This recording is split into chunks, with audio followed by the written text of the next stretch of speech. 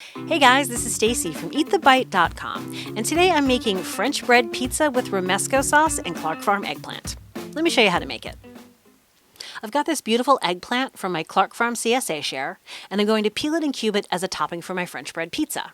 So I'll start by cutting the top and bottom off, and then I'm going to go ahead and peel the skin off the eggplant. Next, I'll cut that in half lengthwise.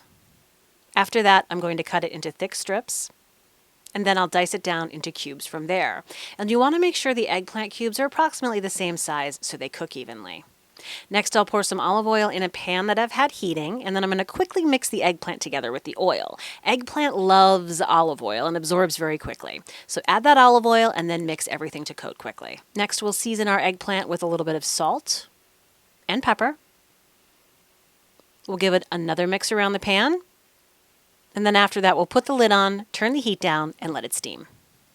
While the eggplant is cooking, we'll finally dice some garlic.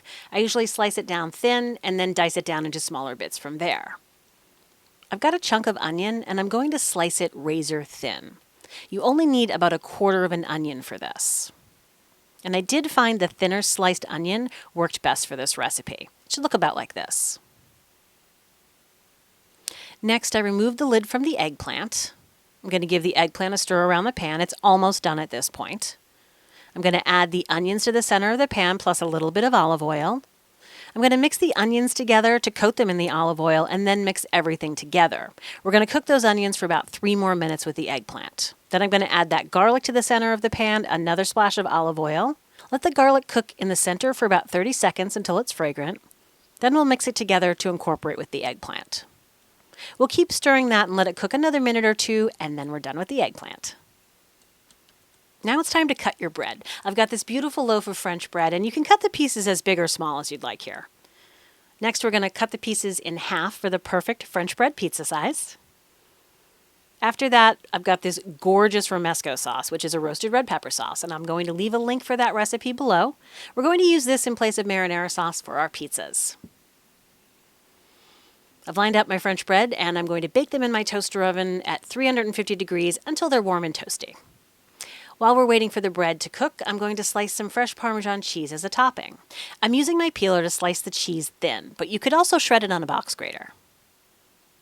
Once the cheese is shaved off, I put it in a little stack like this. Then I sliced it lengthwise so that I could have thin strips to put on top of my pizza. I've got my warm, toasty French bread out of the toaster oven, and I'm using a tablespoon to spread the Romesco sauce on top of the bread. I found a heaping tablespoon or so is just the right amount. You can add more or less depending on your preference. Once all the French bread is topped with the Romesco sauce, we're going to add spoonfuls of our delicious sautéed eggplant on top. A couple of small spoonfuls should do the trick for each pizza, just enough to cover the Romesco sauce. Lastly, I'll place a couple of small strips of Parmesan cheese on top, and then I'll transfer everything to a serving platter. I also had some fresh parsley from my CSA share, so I garnished with some of the chopped parsley and a few sprigs as well, all of which is optional. And now it's time to eat the bite. If you are looking for a tasty treat as a snack, for your lunch, or even for dinner, this is a fantastic option. I love the crunch of the French bread, and the Romesco sauce with eggplant is a delicious combination. I hope you give this recipe a try and that you love it as much as I do. If you enjoyed this video, you should definitely like and subscribe to my YouTube channel. And as always, you'll find this and all the printable recipes over on my website at EatTheBite.com. Thanks for watching, and we'll see you next time.